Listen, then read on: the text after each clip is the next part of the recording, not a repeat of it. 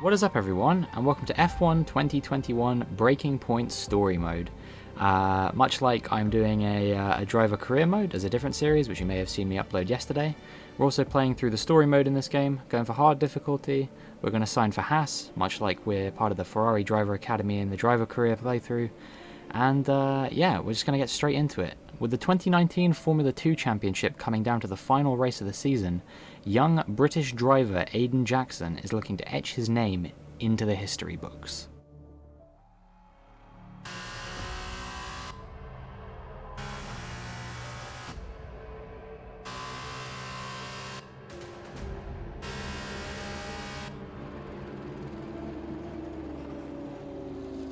An incredible race! Look at it! Every driver is being so aggressive! Check it out! They'll all be feeling the pressure right now. None more so than young Aidan Jackson from Carlin. That's right.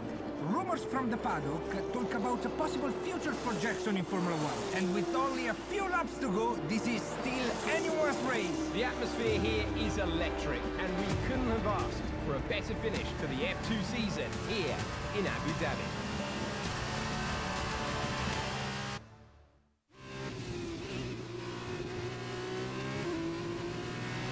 Okay, Aidan, you're doing great. Keep focused. You know what to do. Copy that. So here we are, Abu Dhabi, final race of the season, halfway through the race already, and we're in 4th place. To win the F2 Championship, we need to win the race, and we've got 3 drivers to get ahead of in order to do that. The first of which is Sergio Sete Camara, a driver who not many people will be familiar with nowadays, unless they watched F2 back in 2019, because he's not been on the F2 grid for a little while now. I'm not quite sure what he's up to. I think he might be in Formula E possibly, but we dispatched him with Formula E's, and I'm sorry if that made anyone roll their eyes. But yeah, that puts us into 3rd. Now we can see everyone ahead of us. We've got Latifi in 2nd place. Obviously, he also a Formula 1 hopeful, and Luca Giotto is in 1st place. The man who, in the driver career mode, his seat is the one that I have pinched for now, but obviously he was driving for UNI Virtuosi in 2019 and moved to High Tech in 2020. We've got Mahavir Raghunathan to navigate first, the back marker. Doesn't give us that much trouble. I think he understood that I was lapping him and not just racing him. He does thankfully know what the blue flags mean in this scenario. And now we can set off to Nicholas Latifi on the hunt. But yeah, this story mode is really exciting to me. I enjoyed the little sort of story snippets that they had in F1 2019. But yeah, I'm glad that they are able to take it a bit further in this game to give us a fully fledged story mode. And yeah, it all starts in F2, where we're battling for the championship in order to secure a super license, so we can make it into Formula 1. I don't know if this is Aidan Jackson's rookie season in Formula 2 or not, but if he is winning in his rookie season, that's very impressive. I think the last rookie to win the Formula 2 championship was George Russell back in 2018, I believe it was. And yeah, since then it's been people who've done a few more years in Formula 2. Nick De Vries and Mick Schumacher, the past couple champions, and this year it's anyone's guess who it's going to be so far. But here we close up to the back of Latifi. Going to have DRS on him here, and it should be a fairly easy overtake to navigate, I reckon. But we'll see what happens. Pull out to the inside of him so we can take the inside of the corner. But with the DRS, you know, even with no ERS or rich fuel mix or anything like that, we still get past him with ease. But then the chicane, it's pretty poor for me. I don't navigate it quite as well as I do usually, and so I take a quick look behind me to make sure that Latifi's not closing in on me. But we're all good. It appears I have made the move stick. The F2 AI in this game, even at the best of times, they're not fantastic compared to F1 drivers. Even on some really high difficulties, people will find that they can race against the AI for F2 with relative ease. So the next driver and the final driver that we want to overtake is none other than Luca Giotto. the Italian driver, I believe he is. Quite a Formula 2 veteran by this point. I don't think the 2019 was his first season, if I remember correctly. And it definitely wasn't his last either, because he did contend in 2020. I believe he's now in DTM for 2021. 23.8 seconds. But you can see we're leading our teammate, who I'm not quite sure which Carling driver from 2019 that would be. I think it's possibly Louis Delatraz, but I might be wrong about that. But that's my best guess as to who our teammate might have been. I could check the race director at any point, but I just never did. It never occurred to me to check it. I was too engrossed in this fight with Giotto. But yeah, we're going to have 2 DRS zones to try and get past him now. But the problem is, if you get past the driver in the first DRS zone, they can sometimes get you back in the second DRS zone. So yeah, we definitely have the overspeed on him here. You can see we're closing him down at a rate of knots. The delta closing rapidly, and then we go to the outside this time. And by the time we reach the chicane, we're quite firmly ahead. I closed the door on him quite dramatically there. It was a bit dangerous, actually. If he was a bit more committed to taking the place back, there definitely was a risk of a little bit of contact there. But luckily, we keep things clean, have a nice clean race, and yeah, no real sweat in this final F2 race before hopefully I put pen to paper on a Haas F1 Formula 1 contract for 2020 and perhaps further, but we'll have to wait and see what happens with that.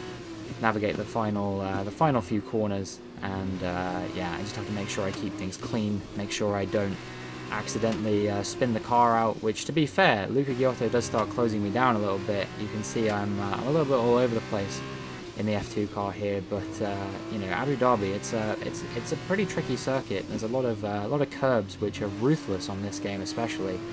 But yeah, we keep it clean to the line, and we win the championship. Fantastic work, Aidan. Great drive, mate. Congratulations.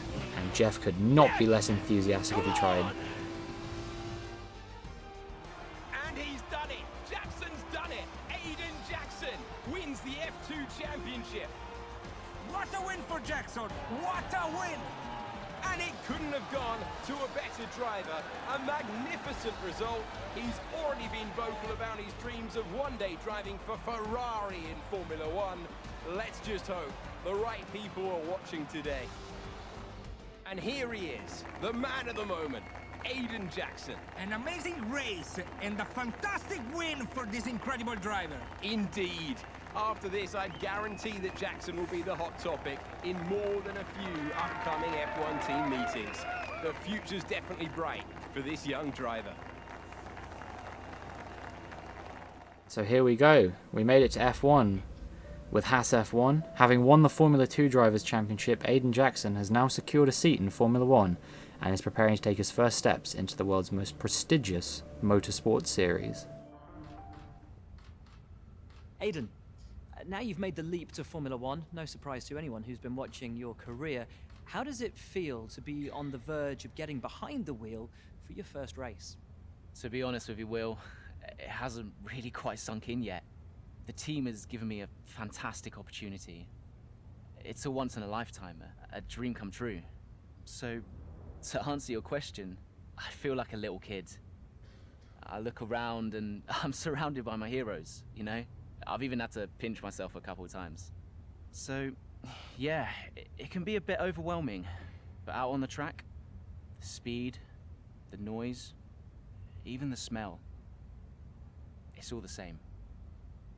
I just hope my driving is too. And what about Casper Akkerman? Are you intimidated at all having such a seasoned and experienced driver as your first teammate in Formula 1? How's that relationship coming along? I've always looked up to Casper as someone to aspire to. Growing up as a kid, his pictures all over my bedroom walls, you know? The dream was always to be Casper. But, as it turns out, I'll be racing alongside Casper, which is good enough for me. I get to learn from the best. Besides, every legend has to start somewhere, right? Aiden, Just wondering if we can get your reaction to the obvious comparisons that are being made between you and another F1 driver. Much like you, he made the transition from F2 to F1 last season. What do you say to the press here, and to your fans, who are calling you the new Devon Butler? The new Devon Butler. I'm alright with that. Does that mean we can lose the old one? You come over well. They like you. I don't know what you were worried about. Thanks. You know, everything's going to be fine out there today. I just know it.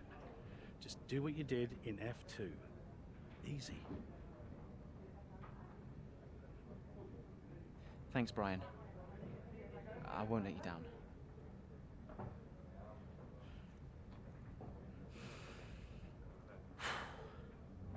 Come on, Aiden.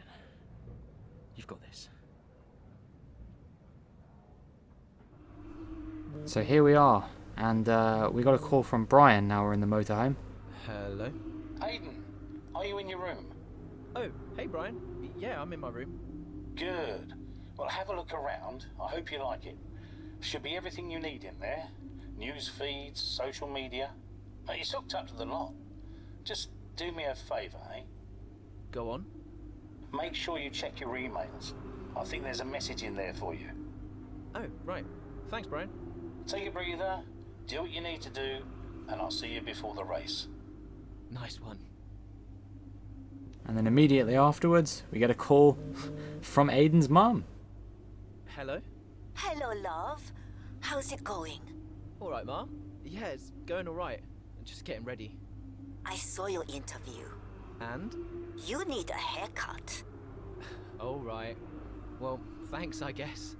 But aside from that, you were great.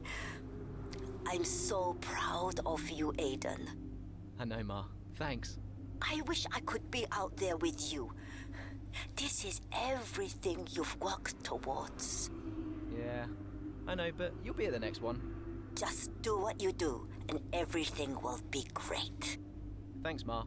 And remember, mirror signal maneuver. And always stick to the speed limit. Great advice. I'm all over it. I know you are, love. I'll speak to you later. Good luck. Bye. So here we go. It's time for Aidan Jackson's very first race in F1 for Haas F1 team. With the world watching and expectations high at Haas, F1 rookie Aidan Jackson appears to be holding his own in his maiden race in Melbourne. With the possibility of a points finish, he keeps focused on the race in front of him.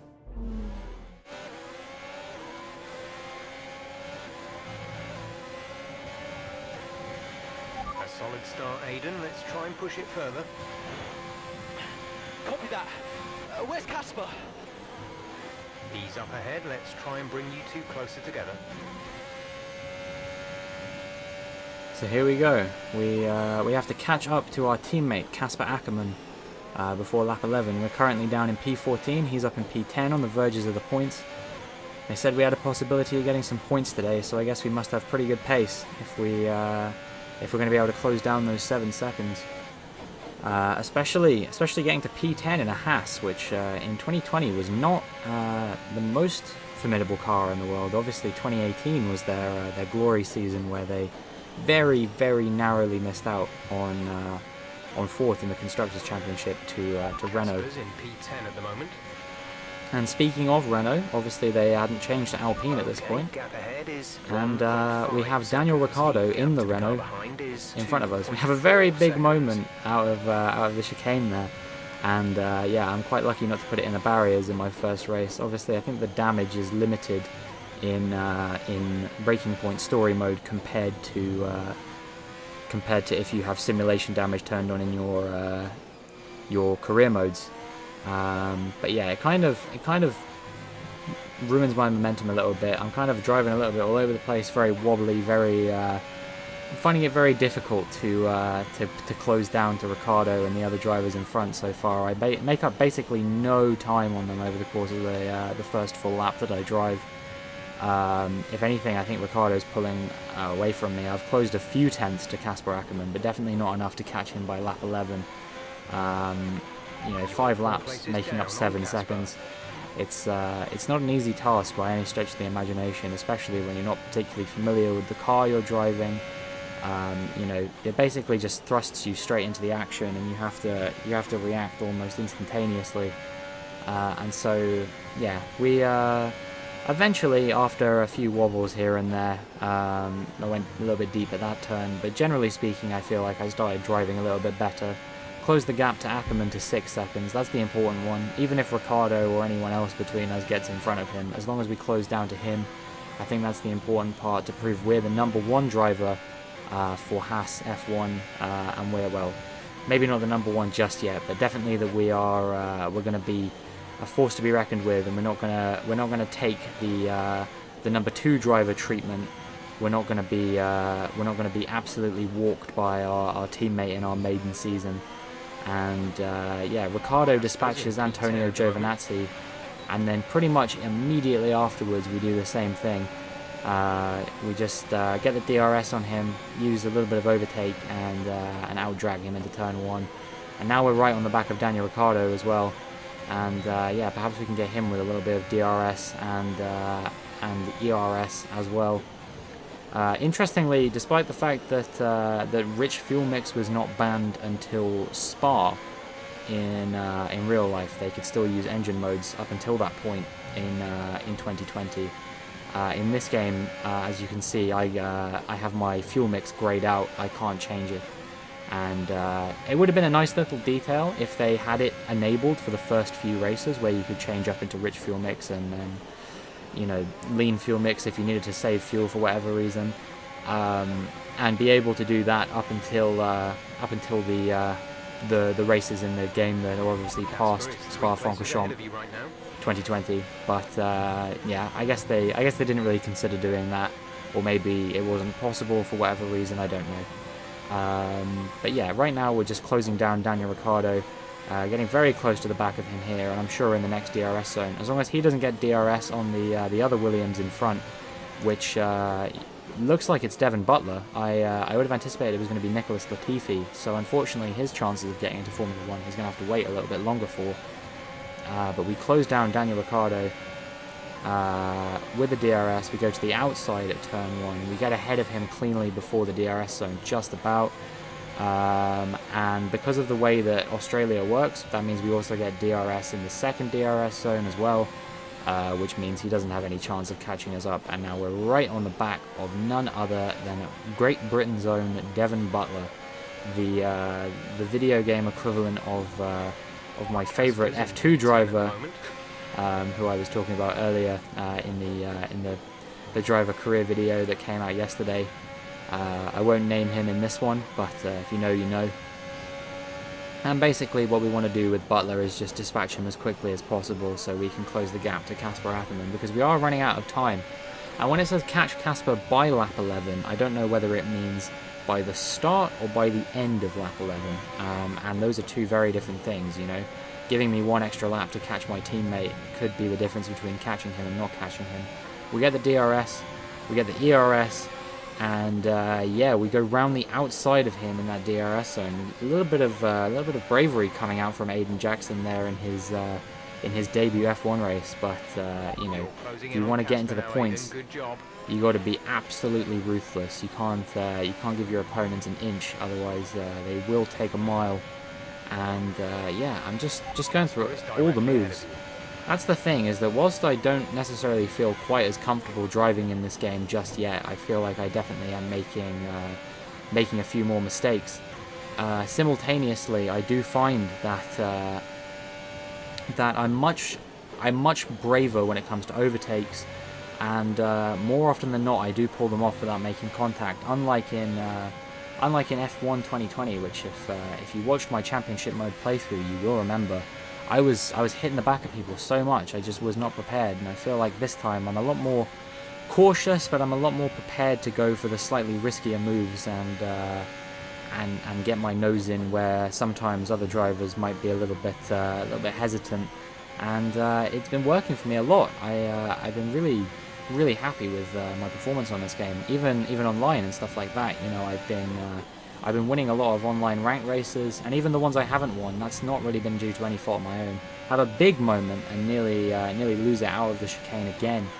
And at this point, yeah, I was a little bit concerned I might actually not catch Casper Akkerman by the start of lap 11, which if that was the thing that was necessary to do, I was a bit worried I wasn't going to do it. Luckily, we get within the tolerance zone, and here we are in the cutscene. This has been, but there's still plenty of time for more drama. There certainly is, Crofty, and these two have been fighting each other incredibly hard so far. They don't want to go tripping over each other, though, because Devon Butler is coming up from behind. He's on the attack, too. Aiden, Casper's not your priority. We need you to defend. It's okay. I've got this. Here comes Butler. 3 abreast going into turn 11. Oh, this can't work, and it doesn't. Ackerman's off onto the verge of what looks like damage as well. Is he okay? Is Casper okay? He'll be fine. He's heading for the pits now. You just concentrate on the race. And there we have it. Sure, there's going to be fireworks in the Haas garage tonight. There will be, Crofty, for sure. Look, it was a late move from Devon Butler, but you never want to see two teammates make contact, and Ackerman will surely be seething at that one. Absolutely, and I tell you who else isn't going to be happy too. Aidan Jackson, not how his F1 race debut should have gone.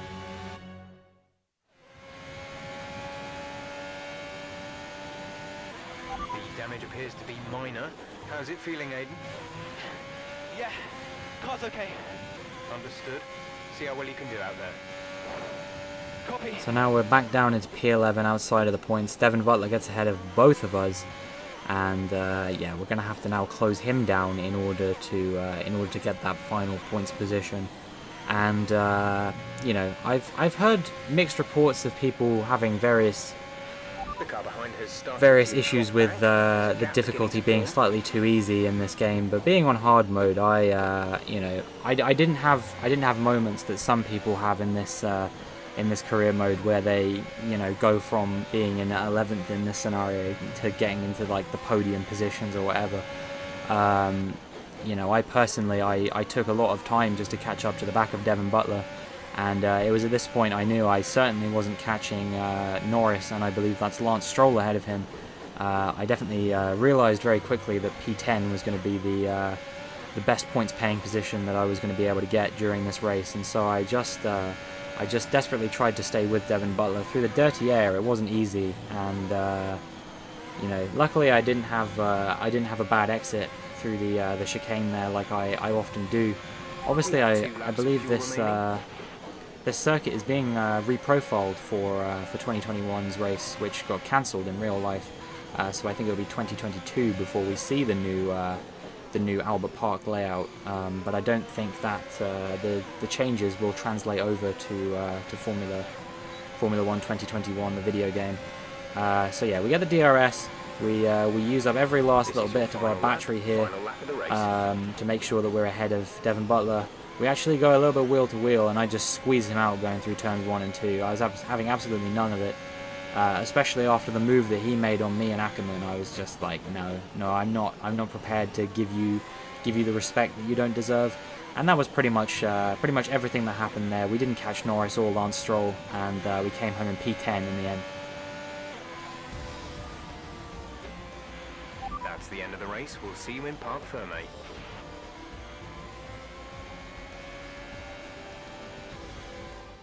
That's it for another Grand Prix, and a fantastic win for Mercedes.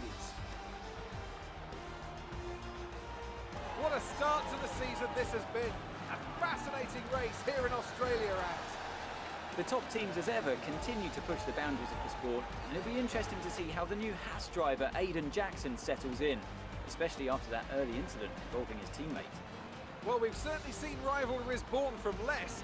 Suffice to say, if you came into the 2020 season hoping for a bit of drama, looks like you won't be disappointed.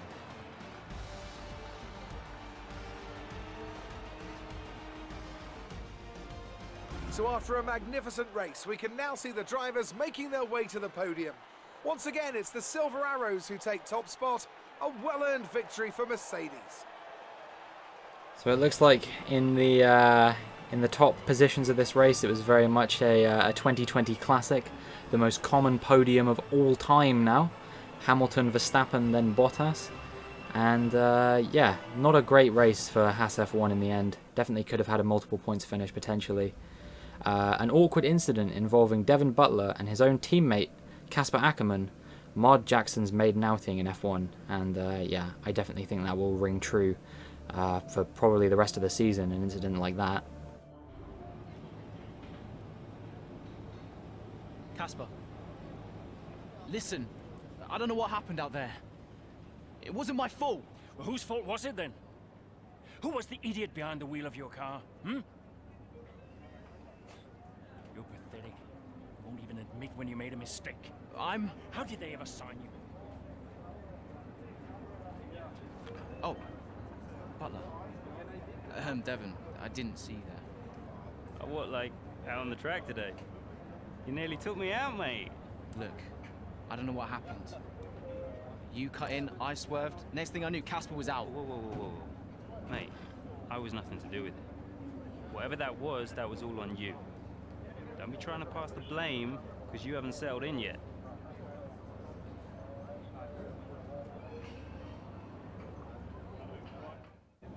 Sorry, Aiden. Just bear with us one sec. No problem. I think that's really just a case of rookie driver, rookie mistakes. These cars are a bit different from what Aiden's used to in F2. You seem to find your feet quite quickly after you graduated from Formula 2. What advice would you give to Jackson in his first season? Well, stay out of my way mostly.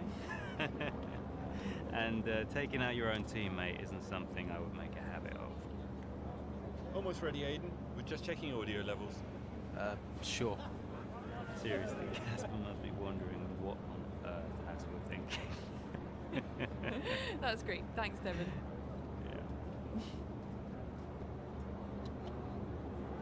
So that's that then. I guess Devin Butler, no love lost there. And yeah, we get back to our motorhome, and almost immediately we get a call from Brian. Brian? Talk to me. You okay? Yeah, I'm fine. Listen, what happened out there today? I had it all under control, and then... Look, let's not go through all that now. We'll talk about it at the debrief. Right, yeah. I was actually talking about your little run-in with Casper and Butler over in the paddock. Oh, wow. News travels fast. The paddock talks, Aiden. Besides, I've got ears like a hawk. Listen, Butler's a clown. The man's ego is bigger than a... No, I've got nothing. Don't give it a second thought. Thanks, Brian. But Casper? Yes, he can get a little hot-headed, especially after a race. But you have got to work with him. That maneuver today... Wasn't my fault, Brian. It probably cost us points. I'll level with you. A lot of people on the team are disappointed, Aiden. And I'll be saying as much to Casper. Now, learn from it and move on. But you can't let it happen again. I'll see you at the debrief. Well, a lot to digest there, but that is going to be it for this edition of F1 2020 Breaking Point Story Mode. I hope you enjoyed, and if you did, make sure you like and subscribe, and hopefully I will see you in the next one.